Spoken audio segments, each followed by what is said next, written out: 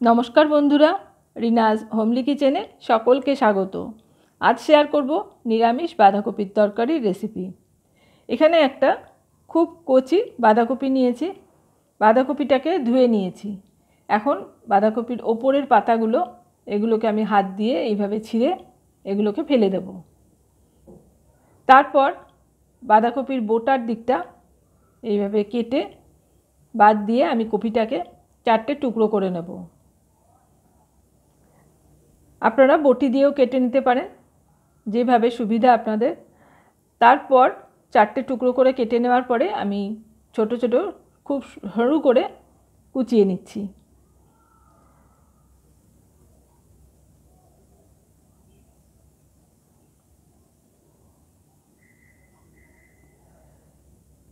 ঠিক এইভাবে আমি মিহি করে কুচিয়ে নিলাম। পুরো বাঁধাকপিটা আমি এইভাবেই কেটে নেব।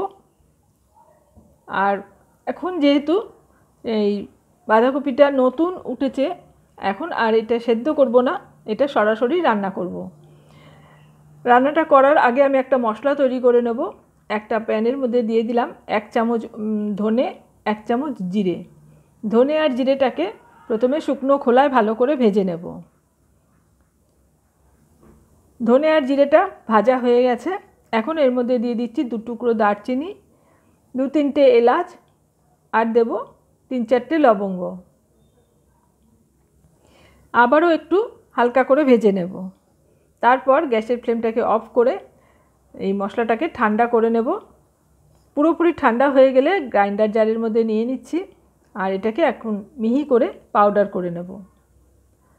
এই যে মশলাটা গুঁড়ো করে নেওয়া হয়ে গেছে, এদিকে আমি একটা কড়াই গরম করে নিয়েছি। এর মধ্যে দিয়ে দিচ্ছি 2 টেবিল চামচ সরষের তেল। তেলটা খুব ভালো মতন প্রথমে গরম করে নিয়েছি। দিয়ে দিলাম একটা তেজপাতা, একটা শুকনো লঙ্কা। লঙ্কাটা আর তেজপাতাটা ছিঁড়ে দিয়েছি। 1/2 চা চামচ দিলাম জিরে। ফোড়নটাকে এবার একটু ভালো করে ভেজে নেব। ফোড়ন ভাজা হয়ে গেলে এখানে আমি একটা বড় সাইজের আলু কেটে রেখেছি, আলুটা দিয়ে দিলাম। আলুটাকে দিয়ে একটু নুন দিলাম আর সামান্য একটু হলুদ দিয়ে আলুটাকে লালচে করে ভেজে নেব।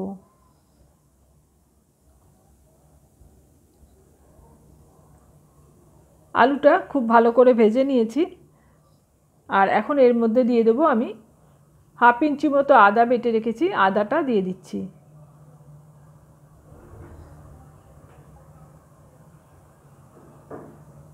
আদাটাকে আবার আলুর সঙ্গে একটু নাড়াচাড়া করে ভেজে নিলাম। এখন দিয়ে দেবো একটা বড় সাইজের টমেটো, ছোট ছোট টুকরো করে কেটে নিয়েছি। টমেটোটা দিলাম, দিয়ে আবারও একটু নাড়াচাড়া করে নিচ্ছি।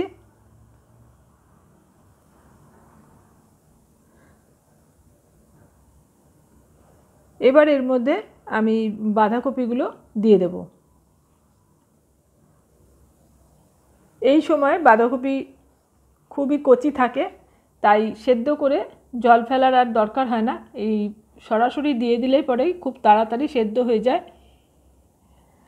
বাঁধাকপিটা দিয়ে দিলাম আর দিয়ে দিলাম 1/2 চামচ মতন নুন আর দেব 1/2 চামচ হলুদ। সামান্য একটু কাশ্মীরি লাল লঙ্কার গুঁড়ো দিলাম। এবার খুব ভালো করে এই নুন, হলুদ আর লঙ্কার গুঁড়োটা কপির সাথে মিশিয়ে নেব। তলার থেকে নেড়ে চেড়ে উল্টে পাল্টে এইভাবে ভালো করে মিশিয়ে নিতে হবে। এইভাবে একবার বাঁধাকপির তরকারিটা রান্না করে দেখবেন, খেতে খুব ভালো হয়। এবার ঢাকা দিয়ে মিনিট 2-3 রেখে দেব। প্রথমে গ্যাসের ফ্লেমটা হাইতেই আছে। 2-3 মিনিট পর ঢাকাটা খুলে নিয়েছি আর এখন একটু নাড়াচাড়া করে নিচ্ছি। বাঁধাকপির থেকে অনেকটা জল বেরিয়েছে, এই জলেই বাঁধাকপিটা সেদ্ধ হয়ে যাবে।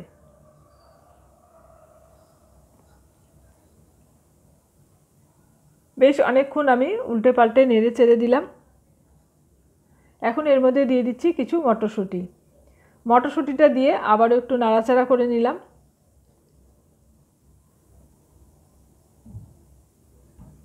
এবার আবারও ঢাকা দিয়ে 5 মিনিট আমি রেখে দেব। 5 মিনিট পর দেখুন পুরো জলটাই শুকিয়ে এসেছে।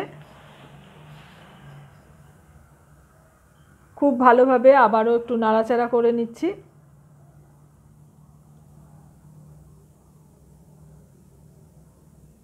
আর সব কিছুই ভালো মতোই সেদ্ধ হয়ে গেছে মনে হচ্ছে। আমি তাও দেখে নেব আলুটা সেদ্ধ হয়েছে কিনা। আলুও ভালো মতো সেদ্ধ হয়ে গেছে, কপিটাও ভালো মতো সেদ্ধ হয়ে গেছে।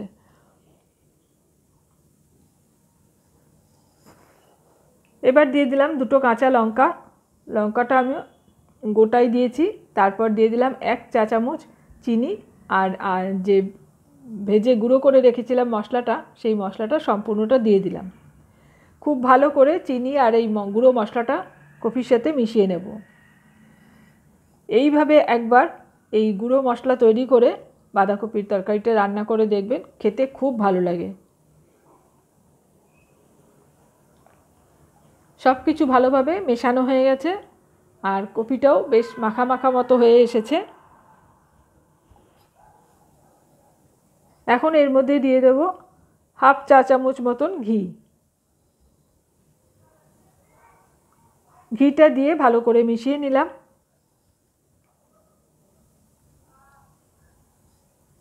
আর এখন গ্যাসের ফ্লেম অফ করে আমি ঢাকা দিয়ে 5 মিনিট স্ট্যান্ডিং টাইমে রেখে দেব।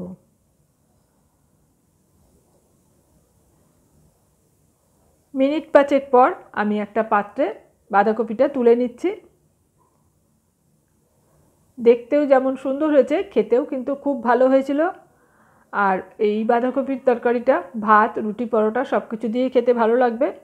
আপনারা অবশ্যই একবার এইভাবে বাঁধাকপির তরকারিটা বানিয়ে দেখবেন।